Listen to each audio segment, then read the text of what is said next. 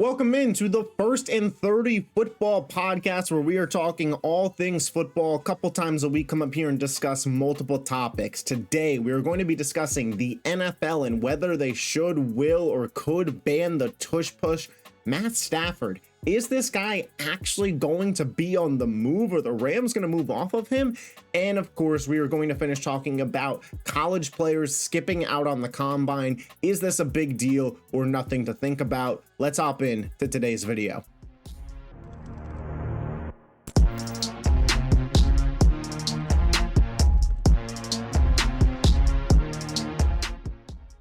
All right, so as I mentioned, we are going to start with the NFL and whether or not I believe that they are going to ban the tush push. It came out per Diana Rossini. Shout out Diana for leaking this one. The Green Bay Packers filed with the NFL trying to get this play banned. Of course, the brotherly shove, a play that the Philadelphia Eagles have perfected and made famous over the past couple years, running at a very high clip. 3rd and 1, 4th and 1, 4th and inches at the goal line. It has felt fairly automatic for Philly, although as somebody who watches all the Eagles games, it's been stopped along the ways. It's not 100% success rate, but of course, this is something that is, it's been tried to be duplicated, but nobody quite runs it like Philly. Buffalo has their own version, but we saw in the AFC Championship game that Kansas City was able to put a pretty good stop to it. Baltimore and Green Bay themselves run a version of this play, but with their tight end receiving this snap. So there's other versions. Other teams have kind of tried to run it, but of course, everybody thinks about the Philadelphia Eagles when they do think about this play. And I got to be transparent here.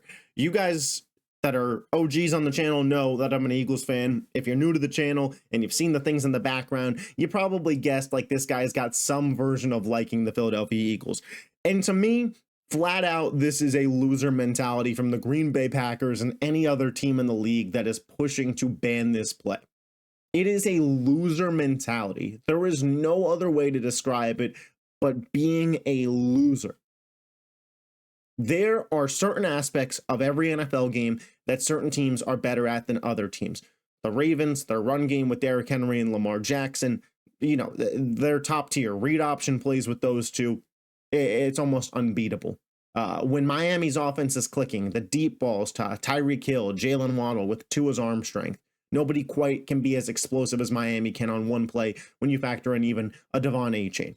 Jamar Chase, the yak ability, the ability to take a slant 75 yards to the crib. Nobody could do it like him. There are players, teams, etc. in the NFL that specialize in certain areas of the field and specialize in certain plays. And that is Philly with this tush push, brotherly shove, quarterback sneak adjacent-esque play. They have found a way to execute it at the highest level with a lot of work that goes into it because the whole offensive line has to be on the same page. So that's coaching. Jeff Stoutland, highly recognized as one of the best offensive line coaches in the entire NFL. Excellent. They have an all-pro center. They had an all-pro center in Jason Kelce. They had another all-pro center in Cam Jurgens, a guy who has a strong ability to get low, but play the center position at a high level.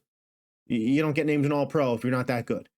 And a quarterback in Jalen Hurts, who is willing to run the play, has massive lower body strength. The guy could squat 600 pounds, and an ability to push through defenders that are D tackles that weigh 200 to 300 pounds and are 6'4". The thing that my biggest problem is here with wanting to ban this play is nobody else can run it quite like Philadelphia. Meaning, the Packers, when they put in their request to ban the play, they referred to it as unfair, not football. The not football thing, that's a very semantics argument. Do you feel it's football? Do you not feel it's football? To me, it's a bunch of big guys running into each other with helmets and pads on. Feels like football to me. If you don't think it's football, I can't really argue with you and change your opinion on what falls into your definition of football. There's 11 guys on offense, 11 guys on defense running into each other, and the strongest team wins. That feels like football to me. But if it's not to you, I digress. The unfair aspect. Here's what I'll say. If the play itself, players aside, we're not giving Philly credit here. We're not giving Philly's O-line credit. We're not giving Cam Jurgens credit. We're not giving Jalen Hurts credit. We are not giving the Eagles any credit here on their ability to execute. If the play itself is unfair, and it's been around for 3 to 4 years, why does one team consistently run it at a high clip? Why does one team run it at a high efficiency? Why does one team have the ability to run it against any team and succeed? If it is such an unfair play, shouldn't every team in the league be able to do it? And I know the first answer is they don't want to get their quarterback hurt. Send in the backup. Not one team has done that, by the way. Pittsburgh did a version of that this year where on 3rd and 1s, they'd send in Justin Fields and they do read options with him. But not one team has put in the effort to have a backup quarterback strictly for the tush push brotherly shove. And I'll tell you what, if the play was so damn unfair and so unstoppable, one GM would have done it. Cam Newton was a free agent a couple years ago, and he wasn't in broadcasting. Hey, Cam, you want to score, I don't know, 8 touchdowns this year on the goal line and pick up a bunch of first downs for us? Could have done it. Not one team did. So the basis that the play itself, no players involved, no team involved, talent doesn't matter, the play itself is unfair, is laughable. Because only one team runs it at a high clip. A couple teams try. Buffalo, they, with Josh Allen, 6'5", that frame, his rushing size, they went out there, they gave it their go. But ultimately, in the AFC Championship, you could argue their reliance on it and inability to succeed was their downfall. Baltimore, and oddly enough, Green Bay themselves run a version of it where their tight end gets the ball. But nobody quite runs it like Philadelphia. And I'm sorry, if only one team, one player can do something, and you're trying to take that away, where does that slope slide? Because if we agree with what I just said being true, which it is, only one team runs it at the level Philly does. That must mean that it is because of the players that Philly has running it. Cam Jurgens and Jalen Hurts are special players. That's the truth of the matter. So if we are going to stand on the premise that we should rip away things that players are good at because it's unfair because nobody else can do it, how far does that go? And the easiest example I could think of is, let's say the Cowboys kicker, Brandon Aubrey, who I think a lot of people consensusly agree is the best kicker in football. Let's say this offseason, he masters hitting 70-yard field goals. He can hit them at the same rate that other kickers can hit 50-yarders. Would it then be fair next offseason to say we are banning the ability to attempt a 70-yard field goal because this is an unfair advantage to the Dallas Cowboys? No, we wouldn't do that. We wouldn't, because it's a loser mentality. Guys, the perfect analogy that I can think of is, and this one, if you're an older guy or if you didn't grow up in my generation, the analogy might not hit. I'm going on my Colin Cowherd here. Do you remember in middle school playing private match Call of Duty lobbies with your friends? Everybody remembers. And I don't know if this was just me and my friend group, but eventually we got here. Oh, shotguns, OP, ban them. Oh, rocket launchers, OP, ban them. Oh, dual SMGs, OP, ban them. You got to the point where the classes were so limited because you're banning anything that anybody's super good at that you feel is too overpowered. That is the same crybaby loser mentality that the Green Bay Packers and any other NFL team that is trying to ban the tush push would be taking. It is just quite honestly a joke. And I'm not laughing. It's laughable. And, hopefully Goodell and the NFL look at the Packers and say, you know, be better. Because quite honestly, that's the truth. Be better. Figure out a way to stop it. Don't let the Eagles get to 3rd and 1, 4th and 1. Don't let them get to the 1 yard line on the goal line. You know, not for nothing, but if you're 1st and goal at the 1 and you're mad that the Eagles ran the brotherly shove tush push, like, what's the odds statistically that Saquon Barkley is able to run one in 4 attempts from the 1 yard line? 90%? Does it really matter? At that certain point? I don't think so. But I think making the case or attempt or saying that we'd be better off banning this play is loser mentality. And it's a slippery slope. Because like I said, if you get somebody who's exceptional at something else that nobody else could do in the future, do we just start banning that because we can't do it? It feels like a bad way to go. And I hope that the NFL doesn't go that way. I know there's some other issues of, is it optically a good TV product? Shut up. Like, it's over in 30 seconds, then we're running a new play. It's not like Philly is just sitting there, you know, tush push, tush push, tush push, all the way down the field, picking up 3 or 4 yards a clip, and just, that's the only play that they run down the field. They run it once, maybe twice a drive. The same amount of times that a team runs halfback dive. Should we eliminate halfback dive? Because optically, it's not great to just watch the running back run up the middle and get stuffed for 2 yards. Like, give me a break with that. Not every play is an exciting play. So, at the end of the day, it's a loser mentality. It's just straight up a loser mentality. And anybody that thinks that we should be banning it, I think it's a joke. Then we got a story that I kind of didn't believe when I first read it, and I'm still a little in disbelief over it, but apparently the Los Angeles Rams are considering dealing Matthew Stafford. And to me, this would be a massive mistake.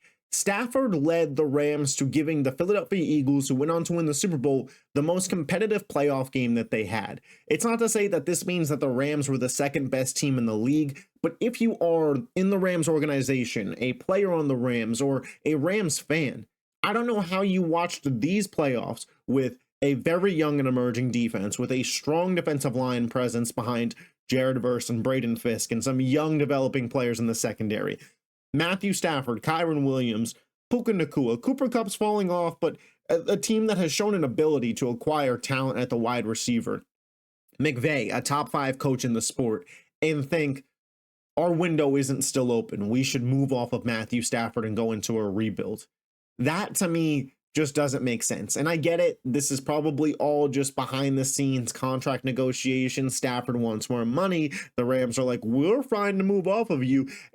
To me, the whole thing is just crazy from both sides of the matter. Because if you're the Rams with everything that you have right now, assuming progression of your defense gets better, theoretically, you would be a better team next year. Now, I know that the NFL isn't always linear, but if you're in that Rams organization, you have to believe that you could be better next year. You have to believe that since you gave Philly the biggest run for their money, that could have been you in the Super Bowl. If you don't believe that internally, I don't know really what the point is. It doesn't feel like you're all in on the team if you don't feel that way. So that said, the Rams should want to retain this team and acquire talent, not move off of Matthew Stafford. And if you're Matthew Stafford, the teams that are interested, the Giants, the Browns, like, I get it. Money's money. But at a certain point, at this point in time, Matt Stafford's made netted $200 million minimum with contracts, sponsorships, etc. The guy has made $200+ million from playing football. It's not like this is his first big contract. He's finally going to get paid. Generational wealth is on the way. Like, the dude already has the generational wealth. We are already there with Stafford, has the generational money.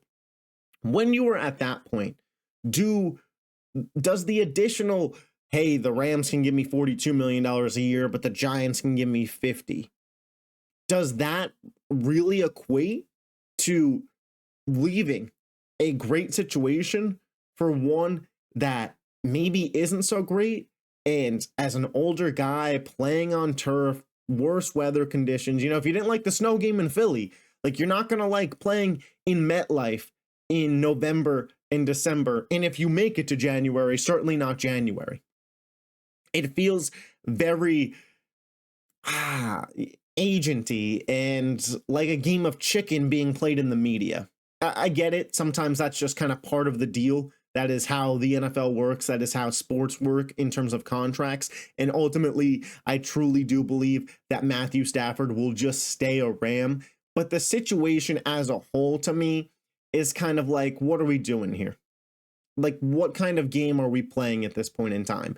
Because at the end of the day, the Rams need Stafford. Stafford needs the Rams. Like, when Stafford went from Detroit to LA, how much of a breath of fresh air? How great did that have to feel?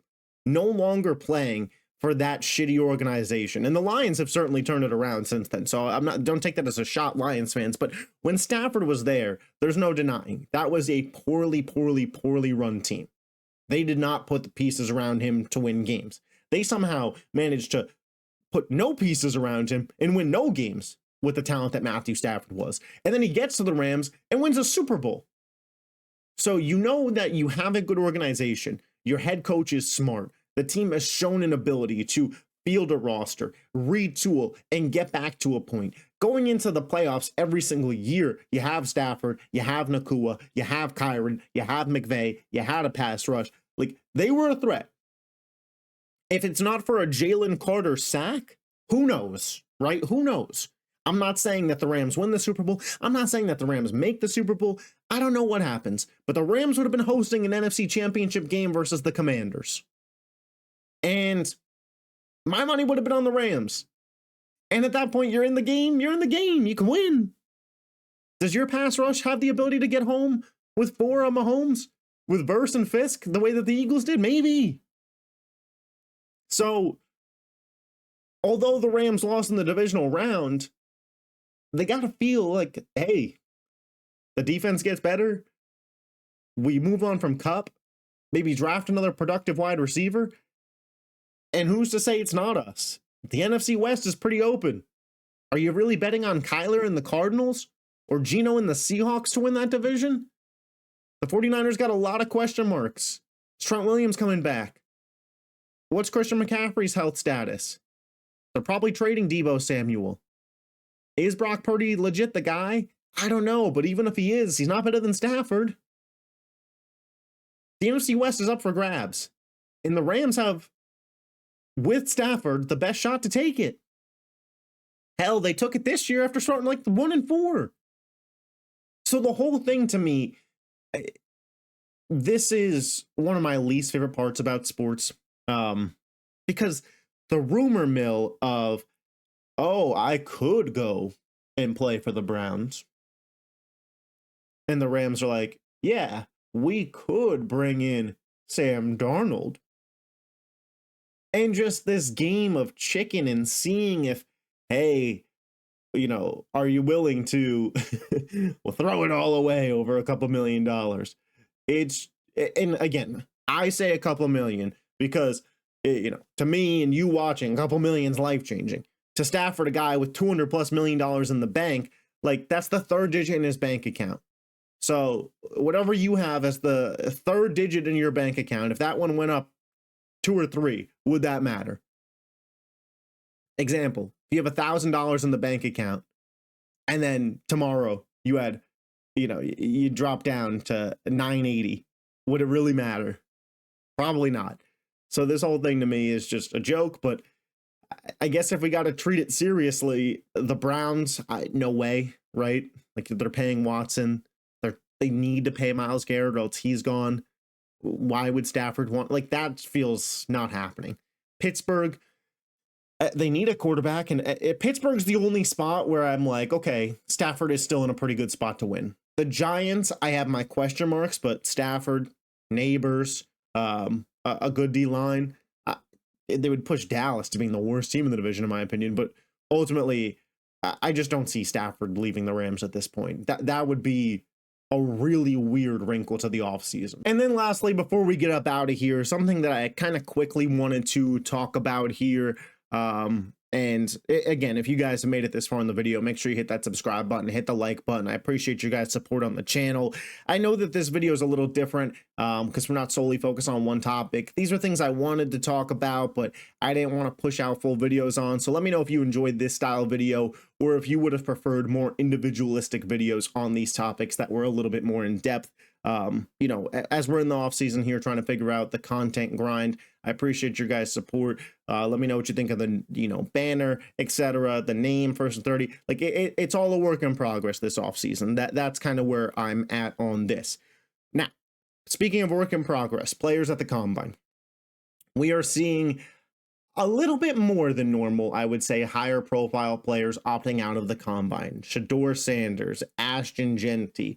I believe there's one more that I'm missing, but is this a problem? I would say no, because it seems that the combine to scouts has started to matter less and less, especially if you, one, are a player who played a lot of college ball, and two, are a player who the tape tells more of the story than the combine would. I think a perfect example of somebody who correctly opted out was Ashton Jeanty. Ashton Jeanty's 40-yard dash time, I doubt the speed would have been where people wanted it to be. And nowadays, all the TikTokers and YouTube people, like young people that are like young people like me, but not me, really tend to focus on 40-yard dash. Like it's the be all end all. And while being fast is great, obviously, like Xavier Worthy being as fast as he is, Tyreek Hill being as fast as he is, certainly a weapon for these teams. Not necessarily indicative of what it means to play the position in-game speed. What you do in that 40-yard dash is not always translate to what you do in the NFL, a la John Ross. So Ashton Jeanty, not the fastest running back, probably would have had not a great 40-yard time when it came to running backs. And it's, do you really need to see Ashton Jeanty run a 3-cone drill? The guy was a freak of nature last year. He had over 300 touches at the running back position and led Boise State to the college football playoffs. Do you need to see more than what is on that film if you're an NFL team? Probably not. Shedeur Sanders, he doesn't have the strongest arm in the NFL or in college football. So why is he going to go to the combine when the combine is extremes? If you are not extremely good at one drill, negatives start to come out about you. And if you're Shedeur, you're opting into interview with these teams, you're going to talk to them, you're going to hold a pro day at Colorado. So it's not like you're not going to perform in some aspect for these scouts. But if you're Shedeur Sanders, like the scouts have already been at your games all year. You're going to be a top 10 pick. The guys that are picking there have already shown up. Do you need to go run a 40-yard dash in front of Andy Reid? Probably not. Like, he's not going to draft you. And if you're Shedeur, I'd imagine somewhere along the way, behind the scenes, you already have somewhat of an idea of who's drafting you, right? It's not written in stone, but he wore the Giants cleats at the bowl game. He's playing catch of Malik Neighbors, driving past the Raiders Allegiant Stadium. Like, I'd be shocked if the guy made it past the Raiders at 6. My guess is if he's there, the Raiders take him. But he might not be there. I could see another team moving up. It's a weaker draft, so it's possible that a team wants to move up to ensure that they get... Like, a lot can happen at this point. And we're going to talk about the draft in the coming weeks. But a lot could happen during the draft. But the same outcome of Shedeur Sanders being a top 10 pick, I feel like, is pretty much, you could write that one in stone at this point. So do I feel he needs to go participate in the combine? I don't. I think at this point, the combine is the combine is for guys that are projected to go outside of the top 20. Can you move up? Can you show off a skill? You know, was Xavier Worthy's 40-yard dash time what made Kansas City really pushed for him to be their guy? Maybe. You know, it was If you remember last year, it was a deeper wide receiver class, and there was a lot of guys that were rumored to go in that range. Your McConkey, your Worthy, your Keon Coleman, your Jalen Polk, your Xavier Legette. You had a ton of wide receivers that teams in the back end of the draft needed that could go anywhere from, 22 to 42. And how did we sort those guys out? Maybe for Worthy, the 40-yard dash, because he knew his speed and participating at the combine was a massive plus. And maybe this year, there'll be another guy who comes out where we see a tight end with the highest vertical ever, or a guy that dominates a catching drill, or a quarterback like Jackson Dart, who, he participates in the combine, and all of a sudden this guy's throwing 70-yard piss missiles. And we're like, whoa, that guy's moving up draft boards.